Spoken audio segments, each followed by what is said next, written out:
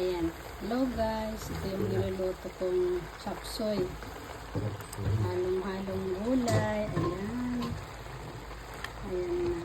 Ayan. Ito yung ilagyan ko siya ng gizzard ng manok. Ayan. Meron siyang carrots. Ayan.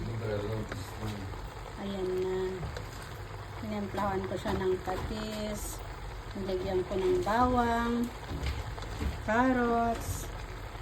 Ayan yung liver ng manok. Pag-gizzard ng manok. Ayan, masarap kasi ba? Ayan. Nilagyan ko siya ng whole cubes. Patis lang pinagtimpla natin. Hindi ko naglagay ng asin kasi makalat. Saka of course meron tayong paminta. Ayan. Ayan. Ayan. Ito yung meron siyang broccoli. Ayan, broccoli. Saka yung red chili, carrots. Ayan. Of course, meron siyang repolyo. Ayan. Yung cabbage na sinasabi natin. So, yung tinatawag natin is mixed vegetable. Ayan. Kasi sa mga ibang bansa, hindi natin tinatawag na to. Kasi ang tawag natin ay mixed vegetable. Ayan. Ayan. Mga mahilig sa mga ganitong ulam. Guys, masarap na ulam. Ayan. Kaunti lang yung tubig niya para hindi siya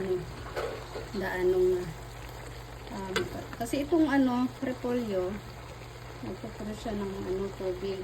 Once na mahugasan na yan, lalabas na yung tubig. Kaya kailangan ng malagla na tubig. Ayan guys.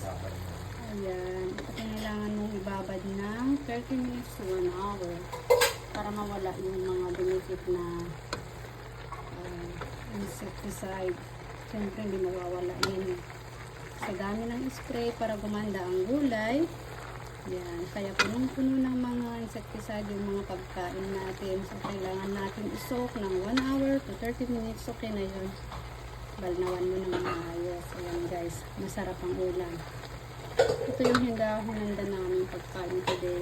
Lunch today. Kasi late tayong nagluto. Kasi wala naman tayong trabaho ngayon. Walang pasok ng mga bata. So, of course, kailangan natin ng rest day. Ayan. Mga kakapatid, mga guys, mga ka-Ilocana, ayan na, yung masarap na mixed vegetable natin. Itong gizzard na to, binibili ko ito sa SM or sa Robinsons Mall, ayan. Kasi yung mga bago, makikita mo talagang buo-buo.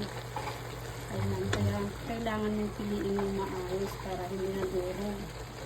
Ayan, guys, masarap na. Ito na yung ulam natin ngayon. Ayan. Madali lang magluto to. Simple ulam lang. Ayan. Masarap talaga. Yung pinaka-favorite natin sa lahat. Ayan. Ayan. Sarap. So, ang last na ilalagay natin ay yun. Pamataan siya para mag-tip yung vegetable niya. So, ito lang guys. Hindi ko nalalagyan ng oyster sauce kasi nag-brown na yung chicken. Para hindi siya mag-brown, hindi na kailangan ng oyster sauce. Siguro konti lang. Ayan.